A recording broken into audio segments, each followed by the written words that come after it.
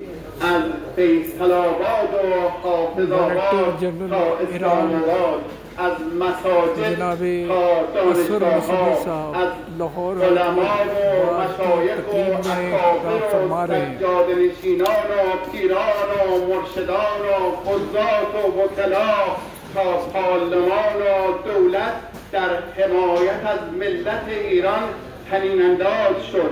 مردم پاکستان با راهپیمایی، بیانیه و دعا برای ملت ایران و پس از جنگ با تبریک جلوه‌ای از برادری و پیوند قلبی میان دو ملت را نمایش گذاشتند. پیام شما برای ملت ایران پیامی از امید، شرافت، همدلی و یکجهتی بود و بی تردید در حافظه تاریخی ملت ایران و پاکستان یادگار خواهد ماند تا جهان باقی است، تا خورشید و مه تابنده است. بین پاکستان و ایران دوستی یابنده است، تا جهان باقی است، تا خورشید و مه تابنده است. بین پاکستان و ایران دوستی پاینده است.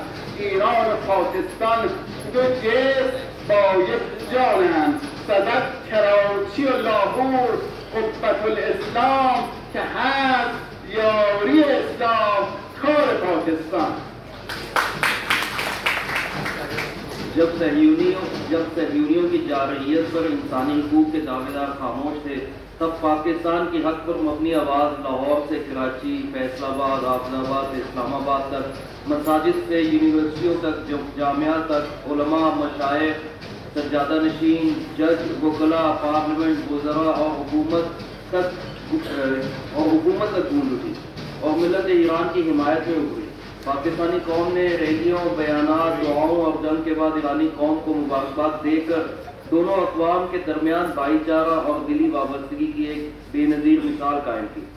आपका पैगाम मिल्लत ईरान के लिए उम्मीद, इज़्ज़त, हमदर्दी का पैगाम था और ये पैगाम हमारी कौम के जहनों में हमेशा बाकी रहेगा। जब तक दुनिया बाकी है और सूरज चांद रोशन है, पाकिस्तान और ईरान की दोस्ती कायम रहेगी।